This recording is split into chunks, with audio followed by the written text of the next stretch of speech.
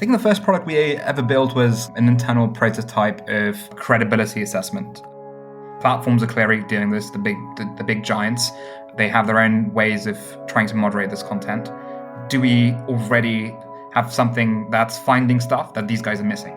Within a year, we wanted to meet that objective by finding a way in which those technical components could be bolted on together in a really rough and ready way to have a moment where we at least had a technical value proposition. And to our surprise, we did, and we did at a scale that we didn't anticipate. I'm Jain, and I'm the founder and CEO of Logically.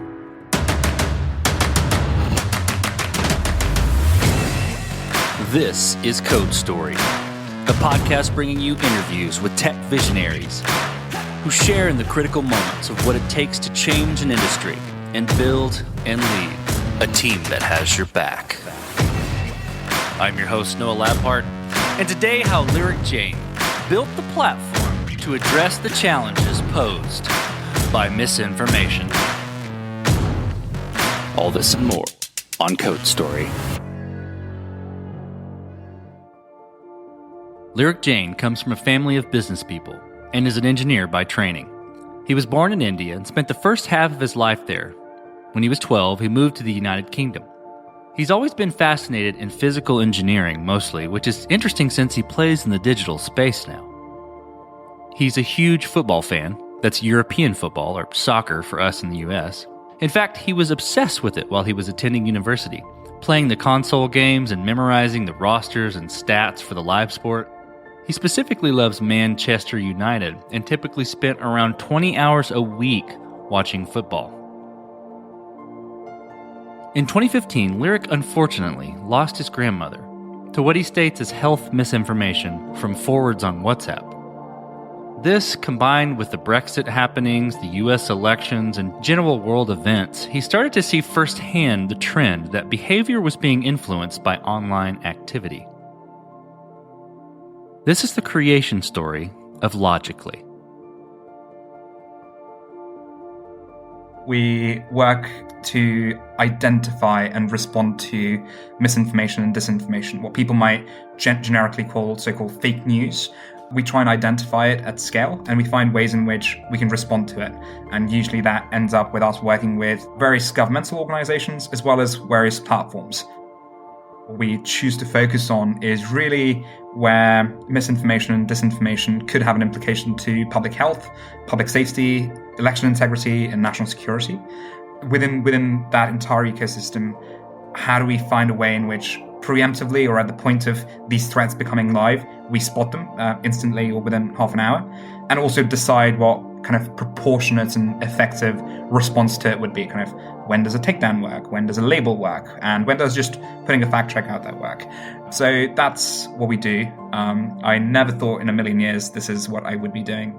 I had a very tracked route until I founded Logically, going through some good universities, wanted to get good grades there, had some internships at what I call the dark side in financial services at an investment banking firm, semi-technical at the time.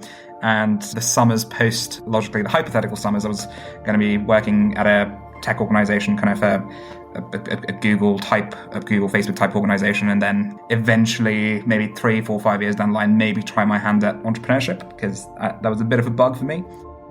But 2015 and 2016 happened. Outside of the broader implications of 2016, I suppose, 2015 was a really strange year for me. Unfortunately, lost my grandmother to a bit of tragedy due to health misinformation. She was 86 at the time, but she still used WhatsApp and got these awful forwards saying, hey, drink this special green juice, give up your cancer meds, and you'll live longer. And we definitely lost her a lot earlier than we ought to have. That followed by 2016, which was, again, weird because I was in the UK for the first half and in the US for the second half, so I was almost at the right place where the action was that year. And my personal circumstances around the European referendum here in the UK were quite unique. My hometown in the UK happens to be a place called Stone, the highest Brexit voting place in all of the UK. And where I was at the time, Cambridge, the highest Remain voting place in all of the UK. Like, no jokes, literally the two most polar opposite locations and constituencies in the UK. Naturally, the people I was closest to had very different views had access to very different information. And that's where kind of I first started paying attention to how different people that I knew had different social media feeds, had very different views on what the truth was, and started to see that a lot of behavior was being influenced by online activity and even some by malicious actors online. But at that point, it was kind of, hey, this is a problem of the world. I don't know if I'm going to end up doing something about this, but I kept an eye on it. But the same kind of dynamic repeated itself in America when I was in Boston. And at that time, it's kind of how a lot of entrepreneurship stories go, I guess, where I was working on some research at CSAIL and the MIT Media Lab, tinkering with natural language understanding to see what the state of the art could be. Could we get computers to not just do a lot of processing and tagging of content, but actually understand it, and understand it at a scale that then allows them to make assessments on what could be true, what could be false, etc. That's when kind of the aha moment occurred, and it seemed like there was an opportunity technically. With enough support and encouragement, there seemed to be an opportunity as a business, and decided to take the leap to found the company. Well, let's dive into the MVP then. So tell me about that first product you built, how long it took you to build, and what sort of tools you used to bring it to life. I think the first product we ever built was an internal prototype of credibility assessment. More MVP status would be our consumer products, our mobile app. So the two are very related. Kind of the credibility assessment technology was kind of a fundamental milestone for us, because we basically have to figure out, hey, platforms are clearly doing this, the big giants. They have their own ways of trying to moderate this content. Do we already have something that's finding stuff that these guys are missing? So kind of within a year, we wanted to meet that objective by finding a way in which those technical components could be bolted on together in a really rough and ready way to have a moment where we at least had a technical value proposition. And to our surprise, we did, and we did at a scale that we didn't anticipate. We thought it'd be a few percent, but it was a lot larger. Some for technical reasons, some for various policy reasons at platforms. And then we decided, okay, how do we package this up into a potential product? Now that we know we definitely have something technically, we decided to focus on the consumer market initially, because at that time there wasn't a lot of recognition around these challenges within platforms. Platforms wanted to do everything themselves and were hesitant to admit how much of a problem it was. So we decided to focus on consumers to say, hey, can we put an experience in people's hands that could be their source of credible information, contextualized to show various perspectives, but also give them a way in which they could, at the click of a button, verify whether something was true, false, misleading, kind of fact check it automatically if possible, or at least get some heuristics around whether to believe it or not. So that was the first thing that we built, and it was very much probably a lesson in how not to build a product, because it was very much technically driven by a lot of academia, a lot of research around, hey, users should like that, this should be good for users. And at that time, that was the make of the team. We were all a bunch of engineers trying to build something cool with very few product people and very few market research people. And although we knew we needed to do that, we deliberately chose to ignore it to get something out there that we thought we would use. And it did well, reasonably well. It kind of got a few 100,000 people using it at different moments in time. But fundamentally, because of the absence of a lot of the hard yards we'd put in during the early days, the app sucked at retention. So it had really poor retention, but it had this crazy usage during critical events. Even as recently as the US election, the app still exists and is operational. We had a spike where on the date of the debates, kind of over 100,000 people were using the app and actively using the app because we were live fact-checking the presidential debates within the app.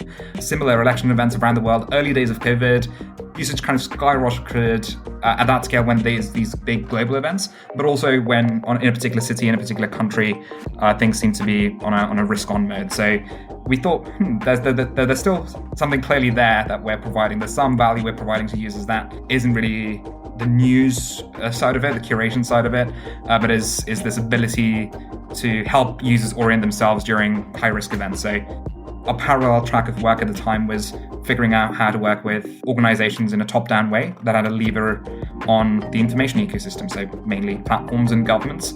And since then, our work with Logically Intelligence, our threat intelligence platform, and our fact-checking automation platform have really been the two kind of commercial successes that we had to go through the hard yards of learning a few lessons through consumer initially. So before we move on from the MVP, with any early product, you've got to make certain decisions and trade-offs around we're only going to build this to do this thing. And you mentioned it was engineering driven in the early days and not so much product driven. And there's also probably some technical debt you accepted early on. So tell me about some of those trade-offs you made early on and how you coped with those decisions. Kind of an interesting story, because some of this applies to the MVP and some of it applies to kind of the early days of developing of what are today our core products. Kind of the trade-offs we really, pretty much every organization has to make is kind of what are you building, what are you buying, what are you partnering on? And I think from a very early day, we did have a little bit of a not build tear syndrome. Kind of we knew kind of by just spending that extra hour on something or an extra day on something, we were going to be able to get some low level optimization that was going to be super good for scale. So I think we almost focused on scale way too early, but then we overcorrected. So when we overcorrected, so the consumer app, it worked for a reasonable scale, kind of hundreds of thousands of users. It would have worked for millions as well, ingest a load of data. But when we focus on what happened when we worked at these large-scale applications, it was still designed for scale, but we kind of lost that obsession over micro-level optimizations that would just give us that extra 5%, extra 10%, and all of those would just stack up. Really low-level implementations that would have an optimization breakthrough for us. But during kind of the Middle Ages, in today's terms, we really focused more on kind of let's get something to use that is usable, let's get something that works within their workflows, all of that. And we did that, and it worked in normal circumstances. So it could take in tens of millions of social posts, millions of news articles. So that's reasonably scalable for an early stage startup. And then we're hit with we're hit with COVID, and two governments around the world want to use us to identify huge risk events that could result in because of COVID. Kind of in the UK, we saw 5G towers burning, for example. Kind of, and the problem for us all of a sudden became, okay, we're seeing 10 to 20 million of these things on a daily basis. We, for COVID, would have to monitor 1 billion conversations a day consistently. So how do we scale 100x without burning out at least 100x of our compute power? We also had made some design decisions for usability, which meant some of our computation didn't scale linearly. So it wasn't like, hey, 10 million pieces of content and 1 billion pieces of content. It's just 100x computation. Because of the way fact-checking and a few systems work, there's a need for pairwise comparisons. So 10 million things being compared to 10 million and a billion things being compared to a billion. So that's not just how much is that? A million trillion computations, but 1 million trillion sets of computations in theory. So it's an interesting story around how at different stages of evolution, some of the things that you retain and you bring, especially by having a deeply technical team, sometimes can have a backfire effect, but equally on the other side of things, by rushing things to ensure we get products that are usable to customers quickly, there is also a risk of these black swan events or really high usage occurring that we have no barometer to mention. Kind of as a company, if you'd asked us 2 years ago what's the highest level of volume you'd ever think of going through Logically in the next 2 or 3 years, we probably would have said, okay, fine, we'll 10x our volume of where we are right now, but we had to 100x within weeks. How did you go about building your roadmap after that? All right, so you kind of interwove a few things into your story there, but to organize it a bit, how did you go about building your roadmap and deciding, okay, this is the next most important thing to build? This is an interesting area because I can see a transition in how we've approached building our roadmap. Historically, kind of before last year, I think key milestones are a really good way of orienting a roadmap during the early days. Because in the early days, it's almost existential. If you don't hit those milestones, you're dead, or you have to choose to pivot, or something has to change. So we focused very much on kind of, okay, these are the milestones we have to hit because of various considerations: commercial, clients, investors, technical feasibility, whatever. So having roadmaps focused on those milestone events that aren't too far ahead, within kind of shortish timeframes, was a useful aid for us. Allowed us to ensure that our roadmap was fluid and agile enough to accommodate for various changes that happened as a result of commercial conversations we were having, or as a result of new research becoming available from our own team or by the rest of the world. But it also allowed us to make sure that we got a load of stuff done, a load of technical milestones proven, a load of traction milestones proven, and usability milestones proven. So those were kind of the ways in which we operated, where that existential risk still existed, and there was a risk factor around if milestones aren't going to be hit, there could be changes in which markets we address, what geographies we address, etc. And the kind of missing milestones would significantly influence follow-on business strategy from there on.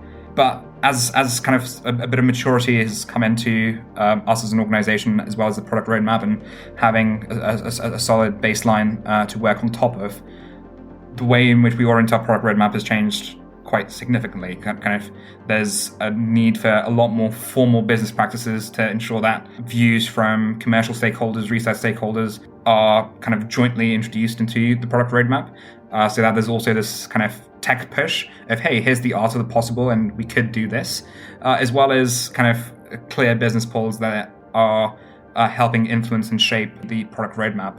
We also have the unusual luxury kind of halfway through our journey so far of having customers pretty much, or lookalikes of our users within our own organization.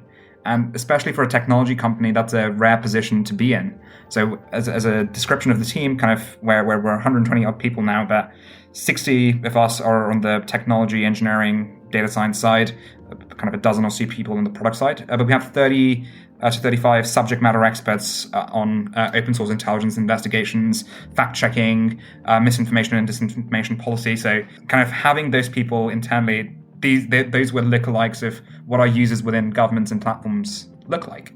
So we were able to get views from our users without even having users. And that really helped accelerate and shape the direction of our roadmap. And it allowed us to test in an environment that was very low risk. So it was an environment where, fine, if some things went perfect, kind of you basically have a very unfussy customer who, if you're solving for their pain point, they will love you. And if we're able to get that validation internally, great. Then we can throw proper product resources into getting it operational, getting it to scale, putting it to alpha beta, and then shoving it into prod. So that I think certainly over the last 9 months or so has been a real success story for us, and we're hoping to continue that. So you mentioned team a bit in that explanation. So how did you go about building your team? What did you look for in those people to indicate to you that they were the winning horses to join you? From probably day one, we've probably been biased towards alignment to the mission and passion for the mission. And that passion could be for a variety of reasons. It could be because of the impact of the mission. It could be because of the technical challenge the mission poses, etc. But that alignment for us has been super important. And we know that there's if obviously for technical roles and for different roles, people need to have a certain level of competence, kind of up, down 20, 30, 40% in terms of where they are in their career and their professional development. That can be quite quickly shortcutted by investing in those people. But what is quite hard to invent is that hunger and personal passion to really go after something. And I think even till date, our hiring process is kind of biased towards that, to ensure that we prioritize candidates who are able to demonstrate that. Some people have caught on to that and they try and kind of overcorrect and really showcase the passion, and it becomes easy to see through that. But I think fundamentally by trying to orient our recruitment process to get to know people in that way and ensure that there are key levers and key drivers that are pushing them on, I think has been a source of great resilience for us, because knock on wood, we're in a more fortunate position today than we've been in the past. There's been darker days. There's been days of zero traction. It was rare for a startup to survive for 2.5 years, roughly, without a cent in revenue. I don't think we would have made it through those stages without ensuring that that's the kind of team that we built, that's the kind of people we had, and that's the kind of culture that we gravitated towards. This episode is sponsored by Vanta. You're a startup founder. Finding product market fit is probably your number one priority. But to land bigger customers, you also need security compliance. And obtaining your SOC 2 or ISO 27001 certification can open those big doors. But they take time and energy pulling you away from building and shipping. And that's where Vanta comes in. Vanta is the all-in-one compliance solution helping startups like yours get audit ready and build a strong security foundation quickly and painlessly. How, you ask? Vanta automates the manual security tasks that slow you down, helping you streamline your audit. And the platform connects you with trusted vCISOs to build your program, auditors to get you through audits quickly, and a marketplace for essentials like pen testing. Join over 8,000 companies, including many Y Combinator and Techstars startups who trust Vanta. Simplify compliance and get $1,000 off at vanta.com/codestory. That's vanta.com/codestory. This episode is sponsored by Kinsta. Between juggling client meetings, managing your website, and keeping up with everyday tasks, who has the time to stress out about website security? Well, with Kinsta, the technical stuff is taken care of, so you can focus on what you do best. Kinsta provides managed hosting for WordPress, offering lightning-fast load times, top-tier security, and unmatched human-only customer support. Whether you're a business owner, web developer, or running a digital agency, Kinsta makes managing your website easy and efficient. Kinsta provides enterprise-grade security, being one of the few hosting providers for WordPress with SOC 2 and other certifications, guaranteeing the highest level of security for your website. Thanks to their unlimited free expert-led migrations, Kinsta ensures a smooth transition for you from other hosting providers. Customers have reported 200% faster load times post-migration to their platform. What I find cool about Kinsta is their fast and reliable customer service and premium features that are included at no extra cost. Ready to experience Kinsta's hosting for yourself? Get your first month free when you sign up at kinsta.com today. That's KINSTA.com.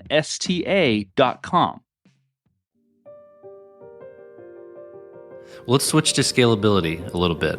And again, you touched on this throughout your prior explanations, but let's focus in on that topic. Did you build this to scale efficiently from day one, or are you fighting this as you grow? I think in principle we did. In principle, we knew this isn't a kind of a SaaS thing that one client in the world is going to use for low volume queries. We knew this is an internet scale initiative. We just, I think, misjudged how big the internet is. Not in as simplistic terms as those, but I think we didn't anticipate how quickly 0 to 1 was going to happen for us. And we built for scale for normal times, and we almost kind of had the perfect storm of high-risk events, engagement, new product updates, everything hitting at the same time that resulted in us having to fight a lot to achieve scalability. But what did help was having that kind of mindset and culture of scalability kind of embedded within the team. We were able to kind of come at problems from multiple angles, because scalability has multiple implications. Scalability at what cost? It also means scalability at what technical limit, and also scalability at what latency and other kind of technical criteria. By focusing different people in the team on those different priorities, I think we've always had an eye on that scalability factor, particularly around cost, for instance. When we noticed that internally we ourselves didn't have all of the answers, and we were facing some kind of industry challenges, we were I think wise to seek support on those occasions. On some occasions, build internal stuff and fuse it together with stuff that was happening in the industry. And we got lucky along the way as well. Like GPUs got 10x cheaper. It's weird saying that today, where kind of there's no GPUs and everyone's struggling to find PlayStations.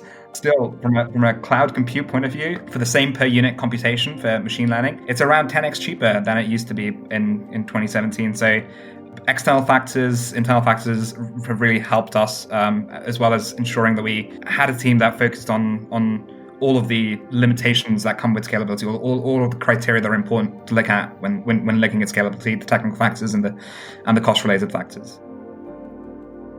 So, as you step out on the balcony and you look across all that you've built, what are you most proud of? The team. I think for looking at it personally, I don't think a single line of code I've ever written is being used by the team anywhere. So I don't think I can claim that I've built any part of our technology or our products. Yeah, everything was thrown out, I think, somewhere in month 18.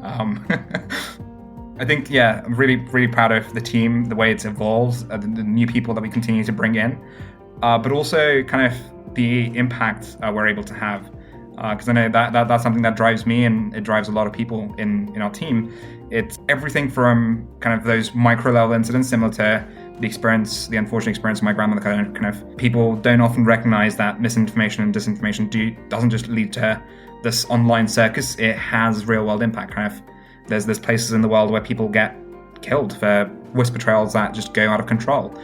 There's then also macro events like elections and vaccine rollouts, etc., that all get influenced because of the dynamics around misinformation and disinformation. So looking at the impact we've been able to achieve by, in principle, preventing a lot of those incidents and reducing the amplitude with which some of the harm is occurring right now in the world of misinformation, disinformation, I think that's something that definitely puts a smile on my face, and where it kind of eggs us on to do more, because we want to be in a position where every election in a major democracy out there, we're able to help safeguard. We'd love to do that. Every kind of national security interest that's aligned with kind of the values of Five Eyes countries, NATO countries, we'd love to help protect those.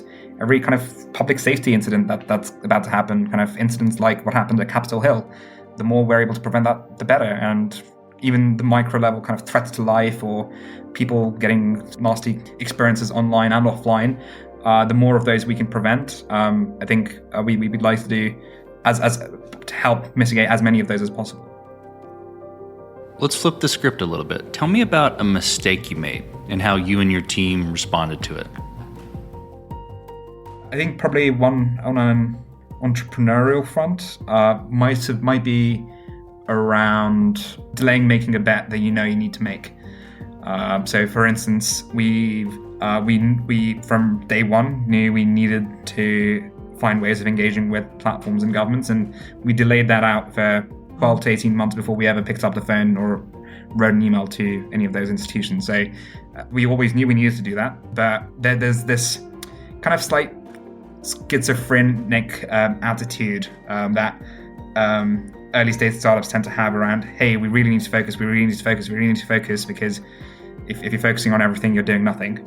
But also, hey, there's a big opportunity. We want to expand the pie, big pie.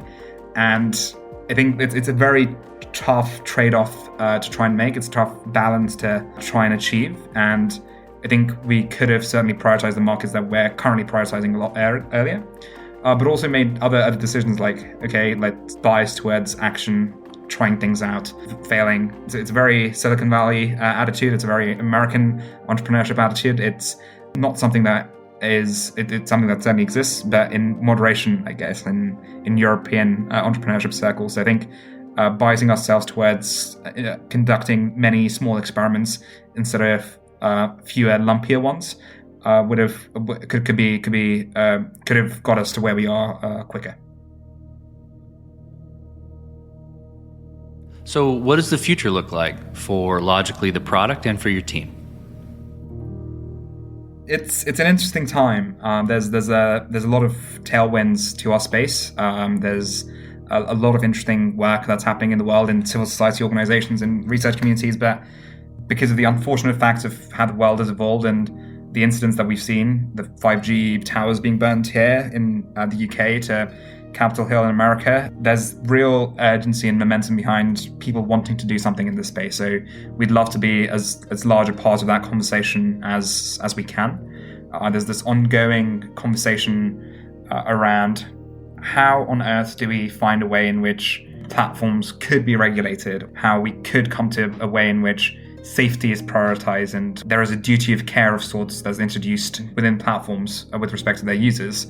So that's an interesting area of work for us, because what we do is we operate slap bang between governments and platforms. So we feel there's a real opportunity there for us to have real impact and to have and to shortcut the way in which decisions and assessments are currently being made. Kind of to go into the subject matter slightly, around Capitol Hill, the big failure was everyone had intelligence, or not everyone, but kind of significant institutions around the world, including us, had intelligence around what was going to happen 36 hours, 24 hours before the fact.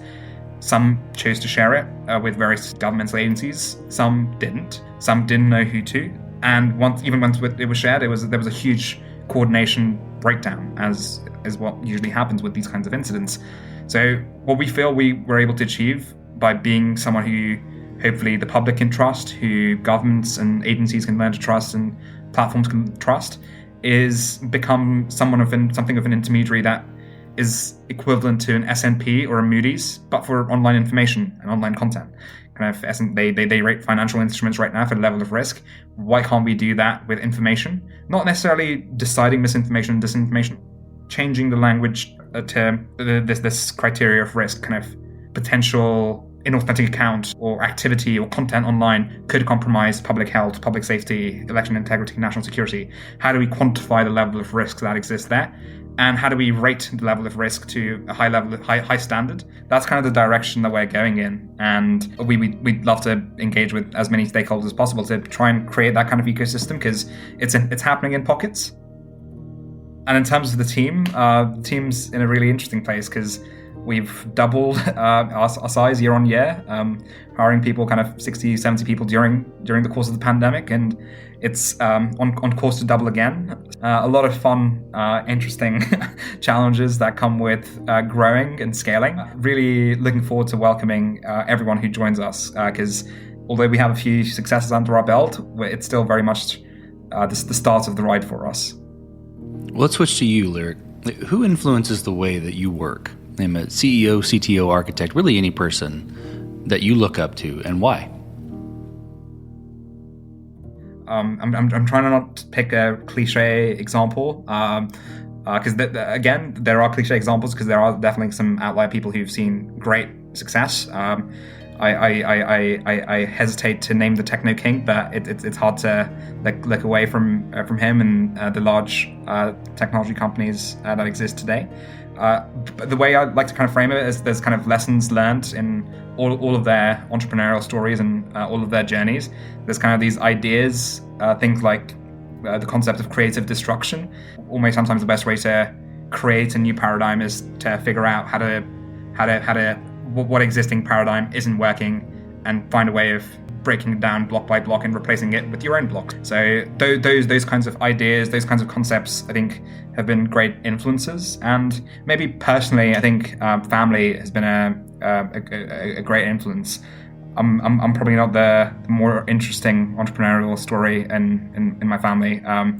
My father, for example, he was from a rural area of India. He worked a lot during the early part of his life as a textile engineer, worked in kind of these textile factories, worked his way up to becoming a manager of these factories, and eventually someone entrusted him with running the entire factory, and then he got to own it because someone decided to back him, and eventually kind of he did reasonably well for himself, certainly not a well-known name of sorts, but that journey from kind of one to the stage that he got to, super impressive. The level of dedication and hard work his story is scary sometimes, and I think me and my siblings we try and emulate a lot of that. And having two older sisters, despite one of them studied to be a doctor but then ended up becoming an entrepreneur, so looking at their own stories, the way they're determined in the paths that they're pursuing, really helped influence me during the earlier days. Kind of, I almost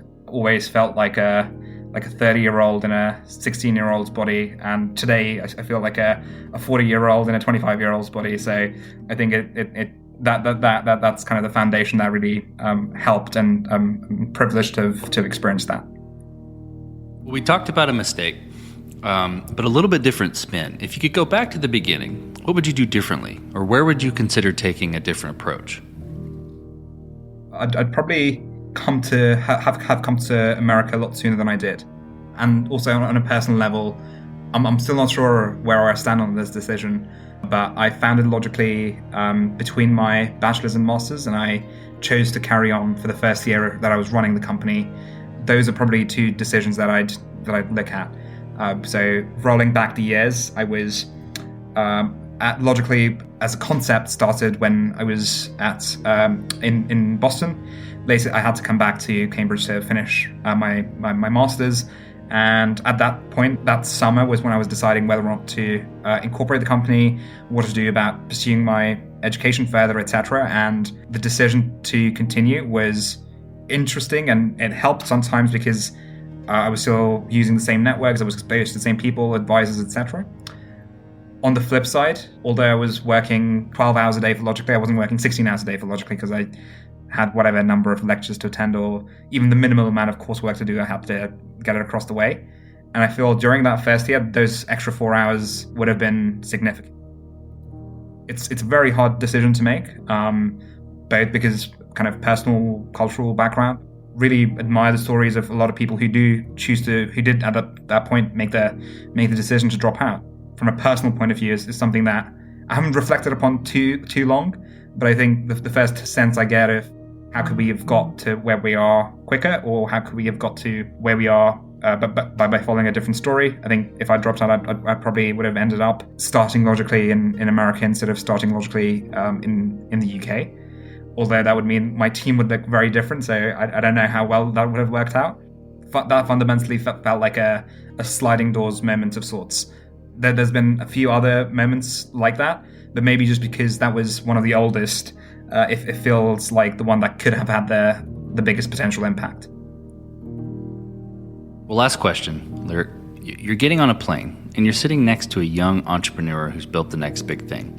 They're jazzed about it. They can't wait to show it off to the world. They can't wait to show it off to you right there on the plane. What advice do you give that person, having gone down this road a bit? There's this great affinity that the young generation at the moment have around entrepreneurship. I think there's the huge rise in kind of, hey, let everyone hustle and like everyone can be an entrepreneur, etc. And I think a lot of the positive stories that have resulted in entrepreneur from following the path of building your own startup, etc., are incredibly appealing. However, not a lot of people see the flip side of things. And I was fortunate to have some of that exposed to me at a program called Start MIT, which kind of not only showcased the success stories, but the ones that didn't quite go as well, despite best efforts, despite on paper doing things right. And I think that is something I'd like to try and convey to most people who are looking to start out on the journey. It sounds like a negative point, that almost tries to discourage them, but I think it's important to understand that the journey is hard. It's long most of the time. It's not likely going to end up exactly how you think at that moment in time. And the law of probability suggests that it's not going to work. But there's every reason that it can, and you've got to work to make sure that it can. But at that moment in time, you need confidence in yourself, in your personal context, in your level of psychological safety at the time, to be able to make that decision in an informed way. And I think at the moment we probably are slightly aggressive with how hard we're advertising the culture of tech-led entrepreneurship. Again, it's good. It is regardless of how the journey ends up, it is incredibly rewarding. You learn more than you do doing most things. But the physical, mental, social toll that it takes is significant. Some people find ways of mitigating that, but not a lot. And examples of, especially within the first 2 years, when it's usually just the founding team and very few other people, of burnouts and crises is quite high. So that's a long-winded way of saying to whoever's next to me, are you sure you want to do this? And if you're sure you want to do this, why you? And I wouldn't dwell on that point too much, but certainly ensuring that the person knows that, yes, this is definitely what I want to do and I want to commit the next decade or two of my life to this. It needs to be a well-reasoned, rational decision, which can have emotional factors, but it needs to be a decision that the person is making not just because of the momentum behind them, but by fairly evaluating their situation. Well, Lyric, thank you for being on the show today. Thank you for telling the creation story of Logically. Right. Thanks, Noah. And this concludes another chapter of Code Story. Code Story is hosted and produced by Noah Labhart. Be sure to subscribe on Apple Podcasts, Spotify, or the podcasting app of your choice. Support the show on patreon.com/codestory for just $5 to $10 a month. And when you get a chance, leave us a review. Both things help us out tremendously. And thanks again for listening.